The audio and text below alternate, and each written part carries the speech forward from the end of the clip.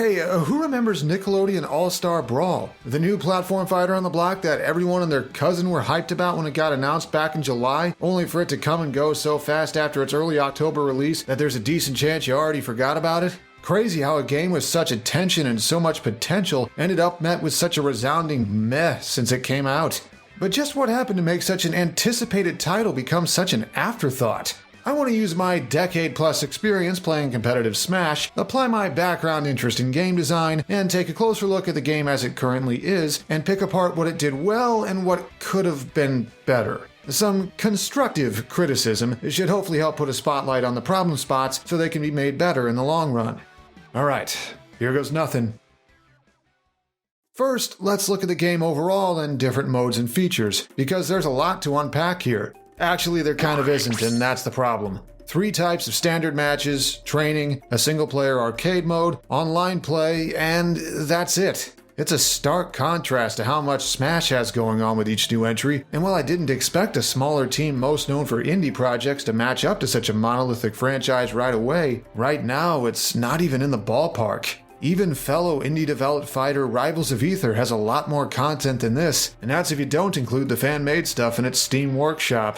This bare-bones nature also applies to the game's presentation. A lot's been said already about the lack of voice acting in the current build, and how the game's stiflingly small budget is a likely culprit, but the total absence of spoken lines or even voice grunts makes gameplay feel so weirdly silent that it dips into the uncanny valley. It also doesn't help when the sound effects you can hear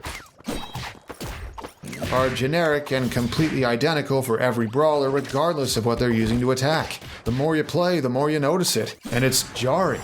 And other parts of the game just feel lacking. The aforementioned arcade mode uses simplistic graphics, pre-battle dialogue just pulls quotes from the characters' shows in ways that don't feel like actual banter, and when you finish it just kind of ends with a regular results screen. The stages are a 50-50 split between fine yet vanilla, and so obtrusive that even casual matches aren't fun on them. Looking at you, Glove World. Customization of controls is currently limited to changing which face button performs which type of attack, and you can't save your configuration. You have to remap them every time you enter the character select screen. There aren't even any items or anything else to mix things up when playing for fun, not outside the different ball types in sports battle.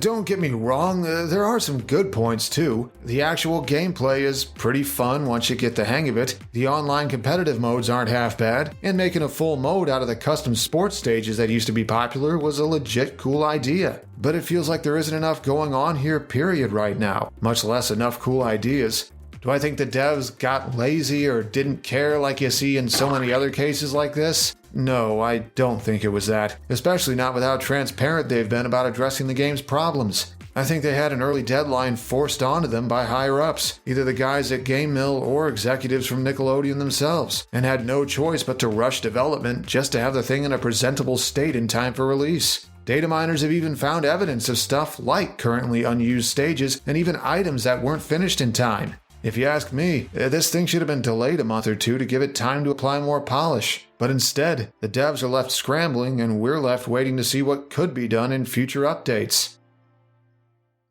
But there are more issues here than just the presentation and context. We need to talk about the moveset designs next. Let's start with a comparison. In Ultimate, Mario's up tilt is an uppercut with a spin motion. Donkey Kong swings his arm over his head in an arc for his up tilt. Yoshi flicks his tail above himself. Captain Falcon swings his leg up, then performs an axe kick. All of them are up tilts that serve similar-ish purposes, but the animations are all different and tailored to them as characters. In All-Star Brawl, Helga's up light attack is an uppercut. Okay, that's more or less in character, but then CatDog's up light is an uppercut.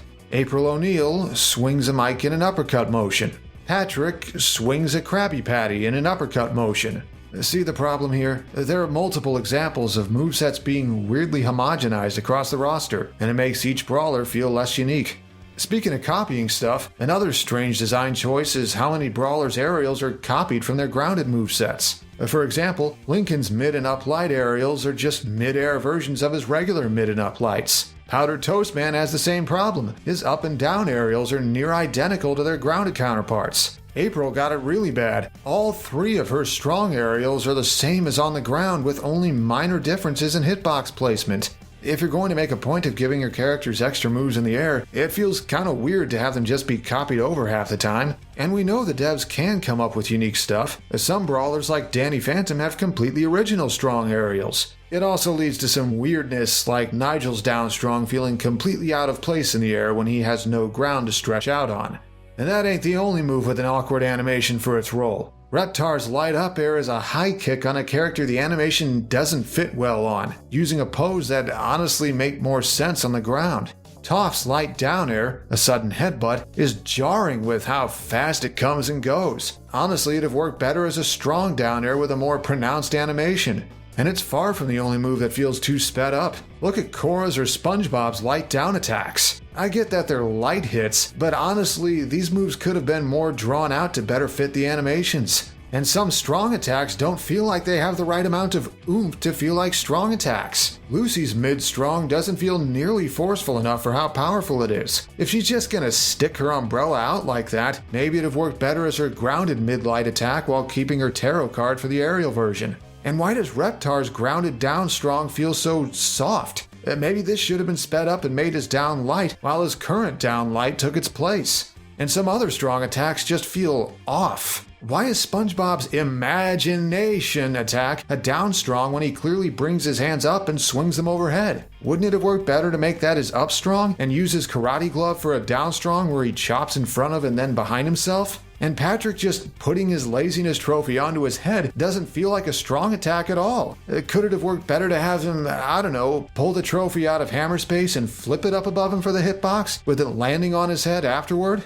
And we gotta talk about something. There are a lot of movesets in this game built around having the character pull out props from their show to attack with. This isn't inherently a bad thing, and there are some characters where it fits. April using broadcasting equipment makes perfect sense, and Helga pulling out sports gear and her secret Arnold locket works well enough. But why is Toph whipping out her Earth Rumble Champion's belt for her up light attacks when the rest of her moveset is focused on pure martial arts and earthbending? And why does Danny Phantom use the Fenton Thermos for his grounded mid-strong when the rest of his moveset sticks to his ghost powers? And why does it deal damage here when it's used in the show as a tractor beam to capture ghosts? These attacks feel like the devs were focused more on cramming in a reference rather than making them part of a coherent whole. It's a mistake I see in a lot of fan-made Smash movesets, one that I try to avoid when designing my own Smash movesets, and seeing it creep into here is disappointing.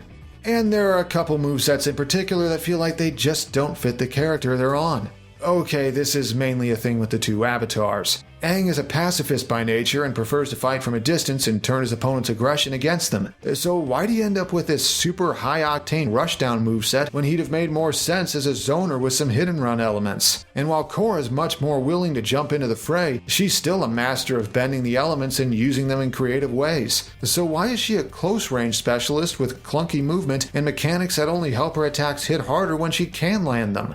Honestly, it comes off like the devs really wanted the roster to have counterparts to Sheik and Ganondorf and just stuck the archetypes onto these two without making sure it actually fit them, which has left me, and a lot of Avatar fans, scratching our heads. Again, I don't mean to trash the work these guys did, but there are some weird design decisions here, and I think it's for the worse.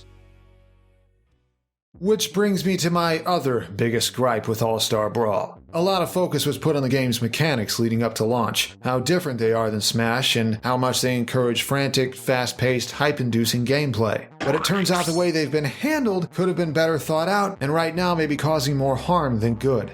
Let's start with the whole light/heavy attack split. Having tilt and smash versions of aerials and dash attacks in addition to grounded normals is an interesting idea on paper, but the way it's been implemented has led to damn near every light attack being super fast, low commitment, and combo oriented, while every heavy attack is super slow and weighty. The devs' attempts to make light and heavy attacks feel distinct from each other just led to so many of them between characters feeling the same. Light attacks that are slower and strong attacks that are faster can work if it fits the concept. Just look at Bowser, whose tilt and ultimate all have double-digit startup but pack the right amount of power, reach, and hitbox placement to be worth using in the right situations. Or Fox, whose smash attacks are all quick to come out but are kept balanced by how punishable they are if they miss. It also doesn't help that not every air-strong attack is as balanced as they probably should have been. Some with notably high base knockback, like Cat Dog's and Powdered Toast Man's air-up strongs, can kill absurdly early with the right setups. I know it's not exactly easy to land a smash attack in the air, but the risk-reward ratio on these is disproportionate. While the game emphasizes action-packed gameplay at breakneck speeds that invite direct comparisons to Melee, the sheer strength of aggressive options and near-total lack of defensive ones has led to problems. The complete absence of dodges in this game, other than Nigel's mid-special, severely limits the ability to take evasive action in a pinch. The air dash brawlers have instead does help with movement and positioning yourself out of danger to an extent, but you're still vulnerable during it. You only get one per air time, and unlike dodges and ultimate, it doesn't refresh if you get hit in midair, leading to situations where characters are basically sitting ducks in disadvantage, with your only options being use your one air dash wisely and hope it works, or throw out an attack with a bigger or longer lasting hitbox than whatever your opponent throws out. Don't have either? Got him. GG's.